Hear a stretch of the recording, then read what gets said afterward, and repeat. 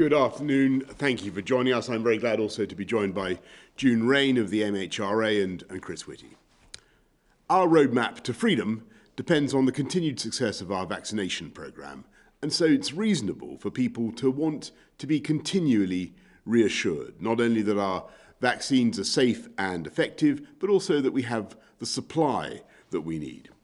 So I want to address both points today, especially in the light of concerns you may have heard in some other countries about the Oxford AstraZeneca vaccine. First, the Independent Medicines and Healthcare Products Regulatory Agency has reviewed the evidence, as it does every week. They've confirmed that the benefits of the vaccine in preventing COVID far outweigh any risks, and people should continue to get their vaccine when asked to do so. And June will say a little bit more about that in a moment. It's also very important for our European friends that today the European Medicines Agency has come to a clear scientific conclusion, and I quote, "This is a safe and effective vaccine." We also saw yesterday the evidence from Public Health England that a single dose of either vaccine provides 60% protection against getting COVID and reduces the chances of hospitalisation by 80% and the risk of death by 85%. So the Oxford jab is safe and the Pfizer jab is safe. The thing that isn't safe is catching COVID, which is why it's so important that we all get our jabs as soon as our turn comes. And as it happens, I'm getting mine tomorrow, and the centre where I'm getting jabbed is currently using the Oxford AstraZeneca vaccine for those receiving their first dose, and that is the one I'll be having. And let me also assure you, if you come forwards after receiving your letter, we have the jabs for you. We've always said that in a vaccination programme of this pace and this scale, some interruptions in supply are inevitable. And it is true that in the short term, we're receiving fewer vaccines than we had planned for a week ago. That is because of a delay in a shipment from the Serum Institute, who are doing a Herculean job in producing vaccines in such large quantities. And because of a batch that we currently have in the UK that needs to be retested as part of our rigorous safety programme. So as a result, we will receive slightly fewer vaccines in April than in March, but that is still more than we received in February. And the supply we do have will still enable us to hit the targets we have set. That means that by the 15th of April, we'll be able to offer a first dose to all of you who are over 50, as well as those under 50 who are clinically vulnerable. We will have the second doses that people need within the 12-week window, which means around 12 million people in April. And we will still offer a first dose to every adult by the end of July. So there is no change to the next steps of the roadmap.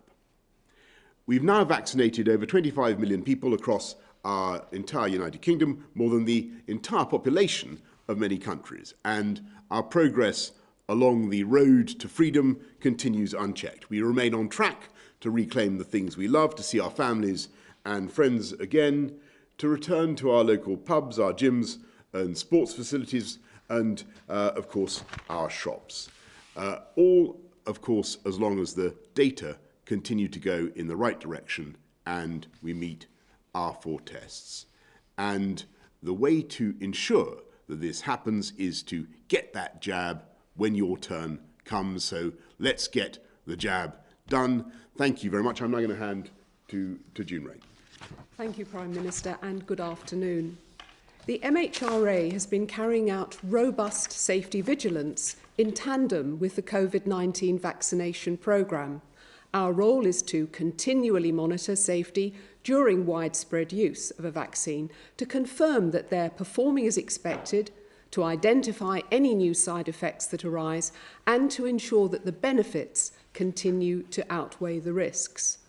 We've been able to gather a large amount of data on the safety profile of the available vaccines and have done a rigorous scientific review of all the available data with regards to suspected blood clots.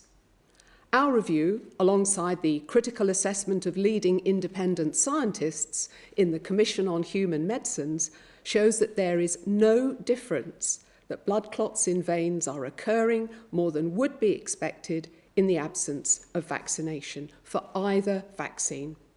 The public can have every confidence in the thoroughness of our review. We have also received 5 reports of a rare form of blood clot in the cerebral sinuses, cerebral sinus vein thrombosis, or CSVT, occurring together with lowered blood platelets shortly after vaccination with the COVID-19 vaccine AstraZeneca. This type of blood clot can rarely occur naturally in unvaccinated people, as well as in people with COVID-19 disease. A further review of these events is ongoing, but a causal relationship with the vaccine has not yet been established.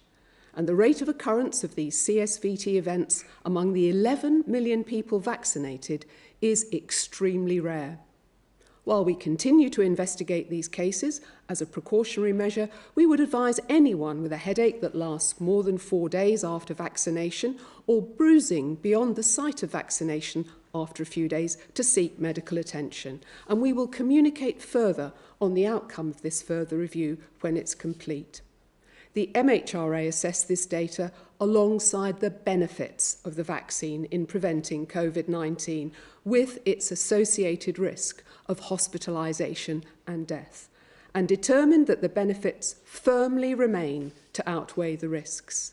So you should continue to receive your vaccine when you get the call or the second dose as soon as you're contacted.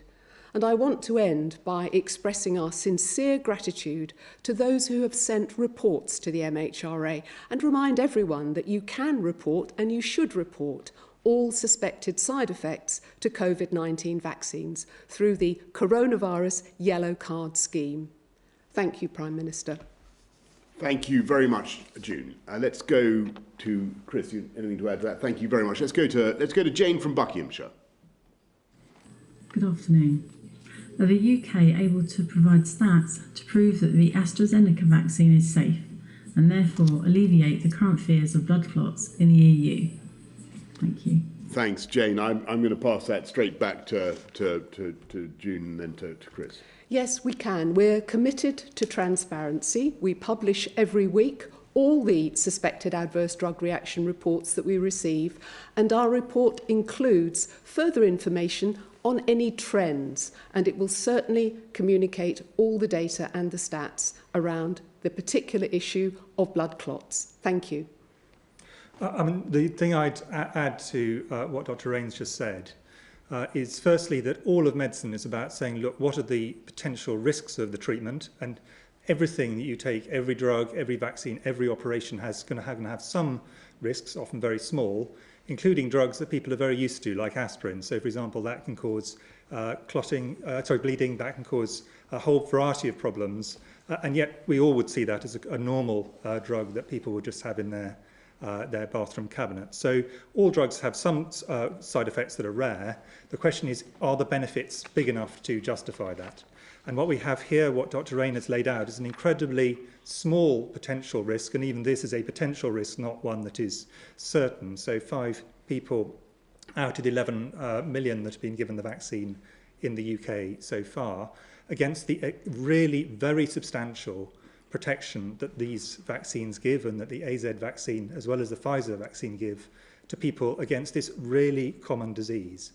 And I think it's important to remind people that at this point in time we're still in a situation where the Office for National Statistics think that 1 in 270 people have got COVID. This is still a common disease, and it is a very dangerous disease for many people. People dying, people getting significant blood clotting problems, that's one of the risks of COVID, people having long-term physical and mental effects from COVID.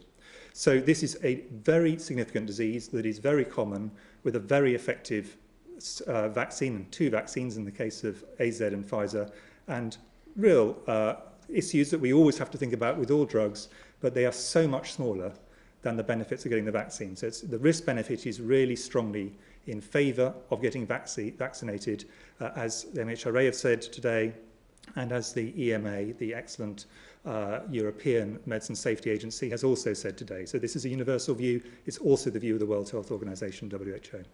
Thanks, Chris. Barry from Burton-on-Trent. Barry asks, in the light of the European President, the European Commission President, threatening to block the export of vaccines, how will this affect the general public who are waiting for the second dose of the Pfizer vaccine, which is produced in Belgium? Barry, thank you very much.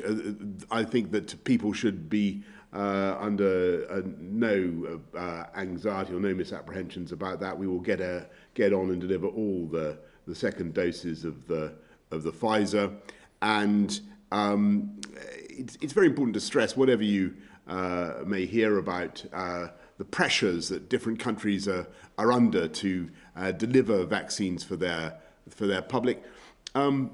These vaccines are a multinational effort. They're produced as the result of international cooperation, and I want to stress that we in the UK will continue to view it in that spirit, and we don't have any bans on exporting stuff, and we'll continue to cooperate with our European friends.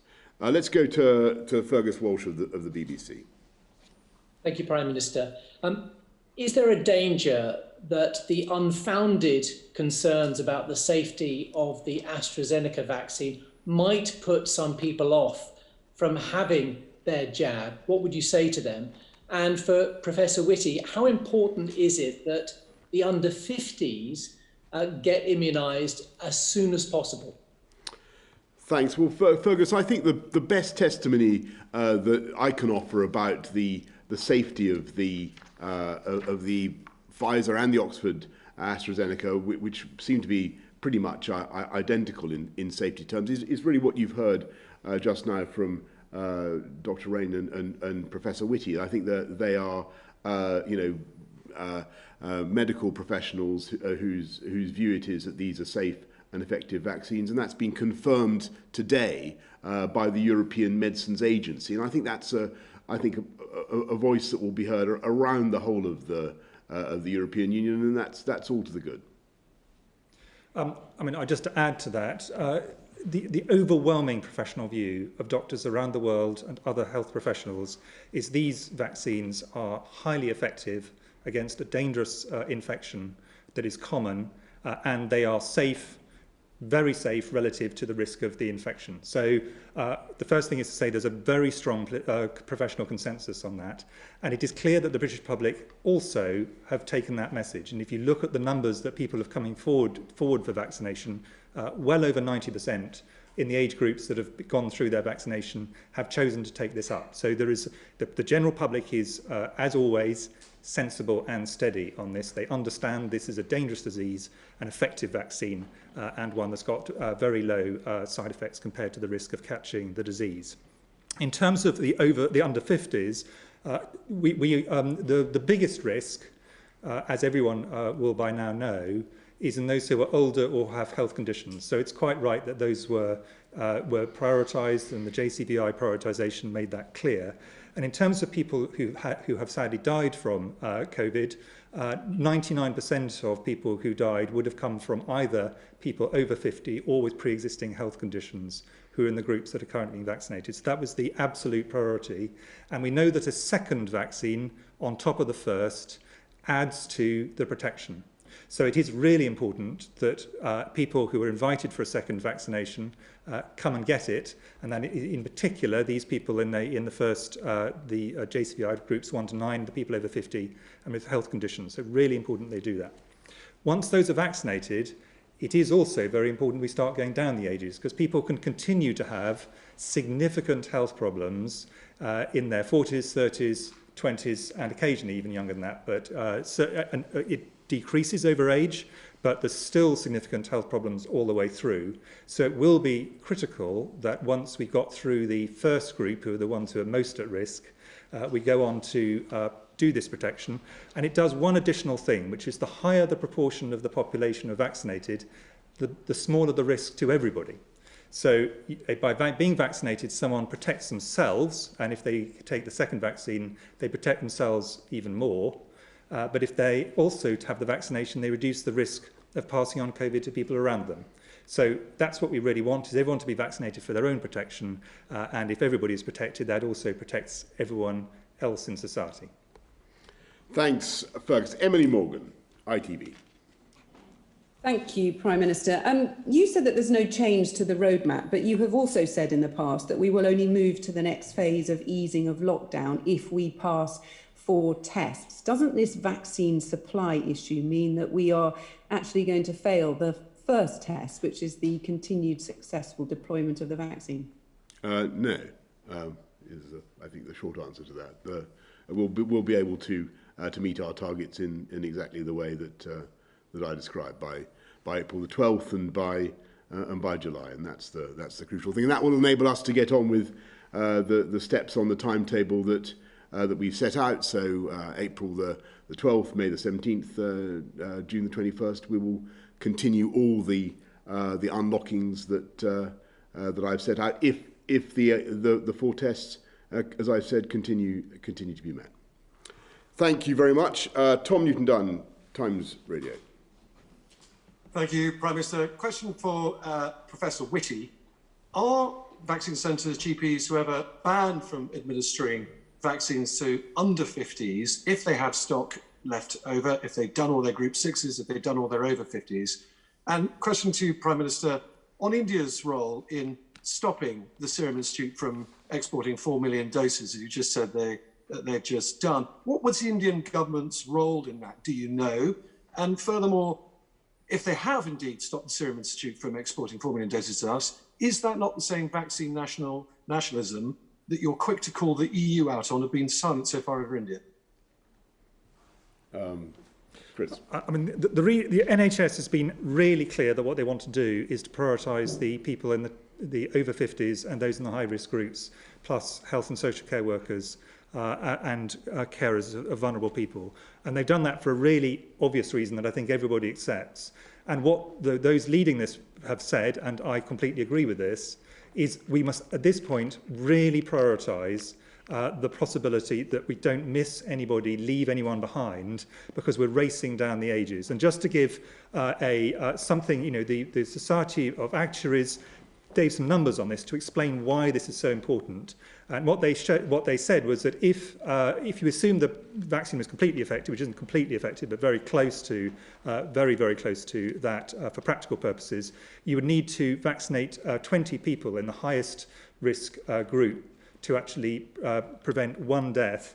By the time we get down to the people in their 50s who are otherwise well, don't have other problems, you need to vaccinate 8,000 people to actually prevent 1 death. The point I'm making is the key priority at the moment is to find all the people who've not yet had the opportunity to be offered a vaccine in the highest risk groups, complete on that, and then we absolutely then want to go down further down the ages. But that's the reason for the decisions.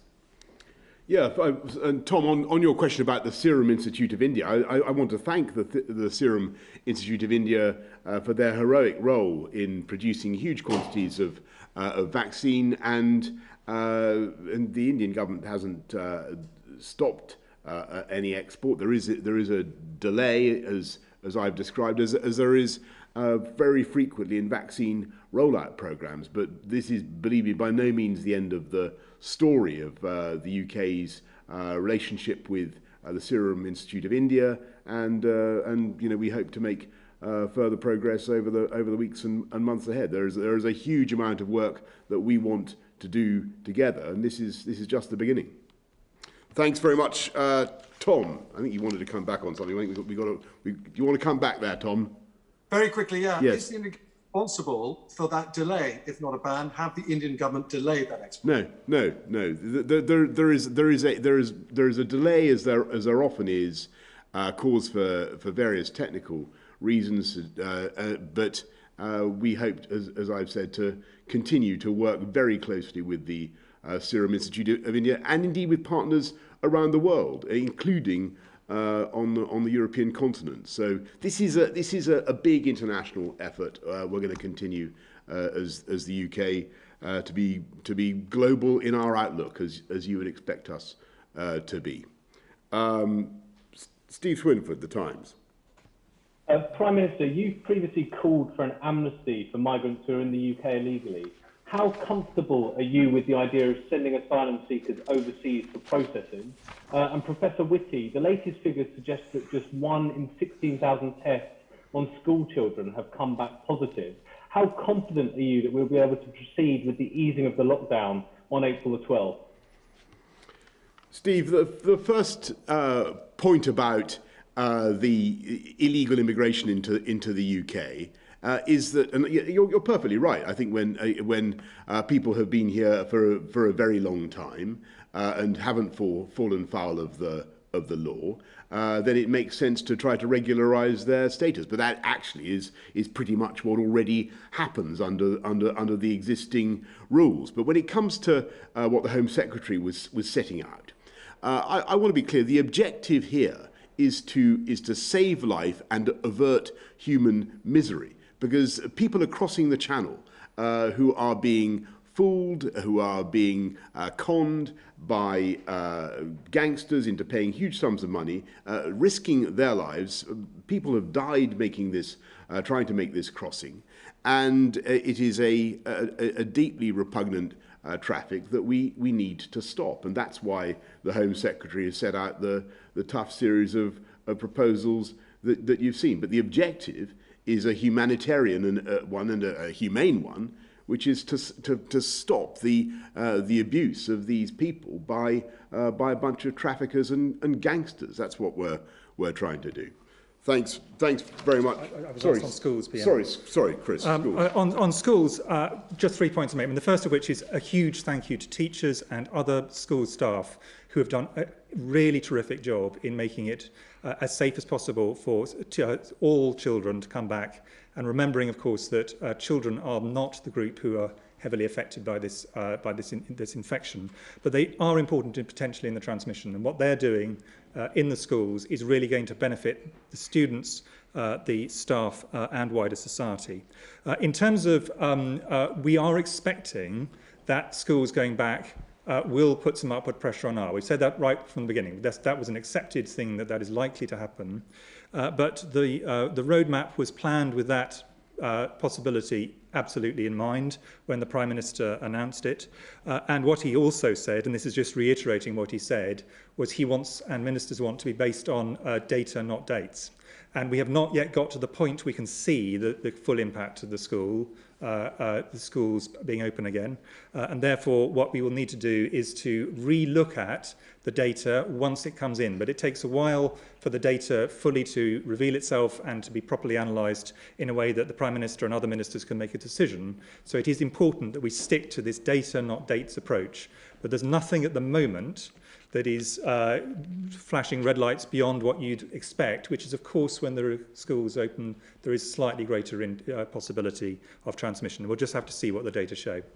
Thanks. I should just say, Steve, on schools, I was actually at a school a primary school in my constituency today, and the feeling there was they were so glad to be back. It was obvious from what all the pupils said, and I want to echo what Chris said. I want to thank all the teachers who've done an amazing amount of work getting their schools ready. All the parents who put up with lockdown for so long and worked so hard, and I think I'm right in saying that the attendance today is actually higher than we would normally expect it to be at this time of year, and it was very, very good to see the enthusiasm for being back at school and the steps that schools are still taking and rightly taking to ensure that it's COVID secure. Mesa Hall of the Express. Thank you, Prime Minister. If I can ask Professor Whitty, have you seen any evidence that the suspension of the Oxford vaccine in some European countries has had any impact here in terms of people not turning up for appointments or perhaps asking for an alternative if they do? And Prime Minister, next week is the anniversary of the start of the first lockdown. I think you've said that you'll privately observe a minute's silence, as the Marie Curie charity has asked people to do. Should we see it as a national day of commemoration for those that we've lost in this pandemic? And have you given any more thought to a permanent memorial to them? On the question you asked me, I mean, there are anecdotal reports which I'm sure will be accurate that in some places a few people have not turned up immediately after they heard the news. I suspect a lot of them will think about it, see the very reassuring data that the MHRA has given that Dr. Raine laid out earlier, the very reassuring points that the World Health Organization made, the very reassuring things that the European Medicines Agency made, and the overwhelming view of the medical and nursing and other health professions. And they will realise that this is something that, having had a pause for thought, they want to do. But the numbers were very small who did that. Actually, almost record numbers have been going through in terms of numbers of people taking up the vaccine. Overall, there is no evidence of a significant problem that people do not want vaccination. And anybody who is doubtful about this, I would encourage them just to think through the dangers of COVID, how common it is, and the safety of the vaccines. This is something that absolutely is in their interests as well as everyone around them's interests for them to take. Yeah, and Mesa, on the anniversary, of course, I'll be marking it, as I'm sure millions of others will around the country. And on the idea for a national memorial, yes, we will certainly be pursuing that, and a lot of good suggestions have already come in, and you'll be hearing more about that in due course. Let's go to Alex Brown of the Scotsman. Good evening. For you, Prime Minister, when will cross-border travel be relaxed enough for the 800,000 Scots in England to go home and see their families again? And secondly, do you think Nicola Sturgeon should resign if she broke the ministerial code? And would you expect the same of your own ministers? Well, Alex, I hope very much that we'll be able to move around as one United Kingdom according to the timetable set out on the roadmap, and I hope that everybody will show common sense in application of the rules around the country. And as I've said earlier on, there's no change to the roadmap as a result of anything to do with the vaccine rollout, which continues well. And I think your second question was an attempt to get me quite properly to get me to comment on something which I think is properly and rightly left to the Parliament in Scotland to address and to the Scottish electorate. Okay, everybody, thank you very much. Thank you.